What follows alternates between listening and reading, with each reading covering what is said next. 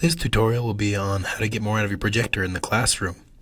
Um, if your projector is set up correctly, obviously you can turn it on and the students will see what you see on your screen. And that's fine. About the third or fourth time I've watched the same video in a school day, I want to be doing something else on my computer while the kids watch that same video again. So here's a quick setup to get you going on that. If you right click on your desktop, not on one of the icons because then you'll get the properties for that icon, but if you right click out in the space, you can find some of these items at the bottom: personalize and screen resolution. These are the ones we care about, okay? If you're on a different version of Windows that doesn't have screen resolution there, I might say properties or settings, you can actually go to personalize, I believe, and go to display there. It's the same as right clicking, almost the same as going right clicking, going straight to screen resolution. So this button, screen resolution, and this button do the same thing. They can take us to this screen, okay? If you've never been here before, this is pretty useful for multiple monitor setups, meaning you have either 2 monitors or more, or a projector plus a monitor, and you want to determine what's displayed on each one. If you don't know which one is which, you can hit detect or detect monitors, and then you can identify, and it will tell you which monitor is which. And that 1 and 2 slash, I think, means I'm duplicating my displays. Okay.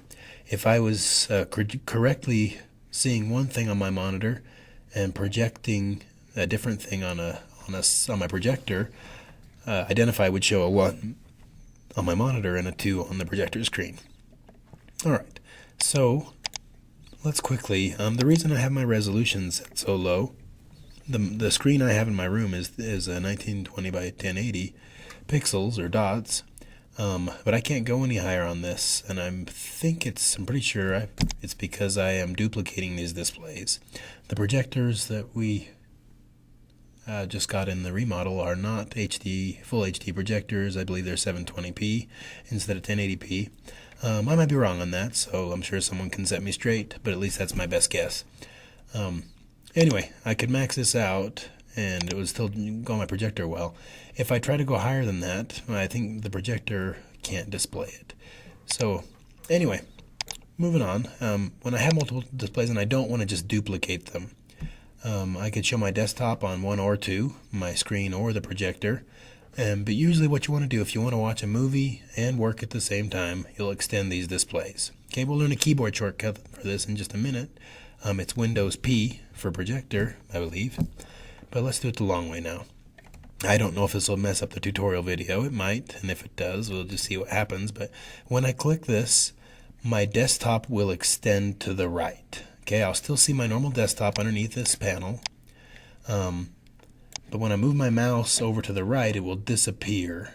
And for some people, that's like phantom limb syndrome. When your mouse disappears, you feel like you're lost. If you ever get nervous, just start moving your mouse to the left and it will eventually come back, I promise you. Okay, so let's switch to extend these displays. I'm going to hit OK. I might lose your video or something like that. If it does crash or die, then I hope you enjoyed the tutorial. If we survive somehow, we'll see what happens. Okay, it looks like my screen has resized. The video is actually smaller than my screen. Let me show you why. I'm going to say keep changes.